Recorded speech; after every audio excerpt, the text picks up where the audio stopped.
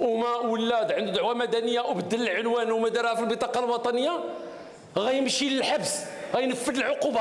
اللي ما بدلش لاكارت ناسيونال باش يجدد عنوان السكن ديالو كيتسناه الحبس. هادشي اللي فهموا الناس من الخرجه الاخيره ديال وزير العدل في البرلمان، وبنادم تخلع وتفعفع. السؤال اللي كاين واش هاد المعلومه صحيحه؟ والجواب قطعا لا، خطا. لانه ببساطه كاين قاعده قانونيه كتقول لا عقوبه بدون نص، والنص كاين في القانون المتعلق ببطاقه التعريف الوطنيه الرقميه، وكاين في الماده 13 وتيقول باللي خاصك تجدد العنوان السكن، وما تيقولش باللي الا ما درتش القضيه فيها الحبس، وانما الغرامه كاع اللي كاينه ما بين 200 300 درهم. طبعا الوزير غيكون عارف هذا الشيء، دونك شنو بغى يقصد؟ اللي بغى يقصد انه مسطره التبليغ للسيد اللي عنده مثلا حكم قضائي وخاصو يحضر المحكمه كيفاش يبلغوه هي اللي غادي تبدل. لكن ديجا انه اي انسان رفعت عليه قضيه في المحكمه باش يعرف خاصه توصلوا دعوه من عند المحكمه عن طريق مفوض قضائي للدار، خاصو يتسلم الدعوه ويسني عليها، ما كانش هو ولا احد الاقرباء ديالو. الا ما كان حتى شي واحد وهرب وجا المفوض القضائي ما لقى شي حد، راه كيدير واحد المسطره ملونه حتى لدرجه انه كيعلق عليه قدام الباب باش يثبت انه ما كاينش. عدم وجود هذا السيد في العنوان تيخلي القضايا يطولوا بزاف وما كيتنفذوش الاحكام. وفي حاله ما القاضي خرج حكم غيابي يقدر يرجع ويدير تعرض، ولا دار تعرض القضيه كامله كتحول.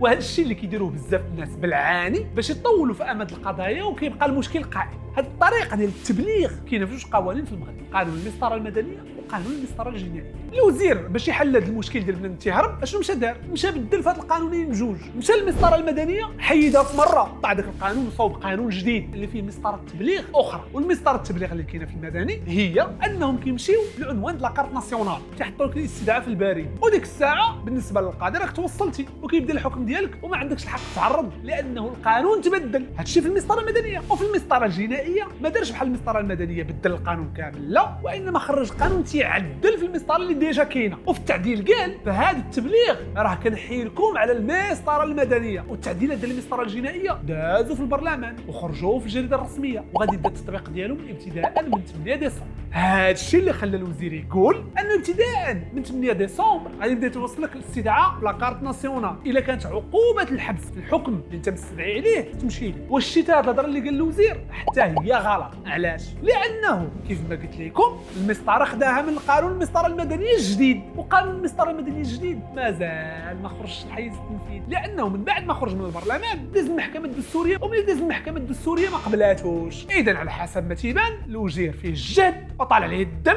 وبغى يقول هاد جوج كلمات وخلعنا حنا كاملين، والحقيقه ما كاين منها والو. ولا انا لا فريق العمل خدمتنا شنو كنديروا تنشرحوا لك التواشيات اللي كيديروا البلباله. هادشي علاش خليك ديما متبعنا حيت تقدر عمرك مازال تشوف فيديوهات ديالنا الا ما كنتيش مابوني.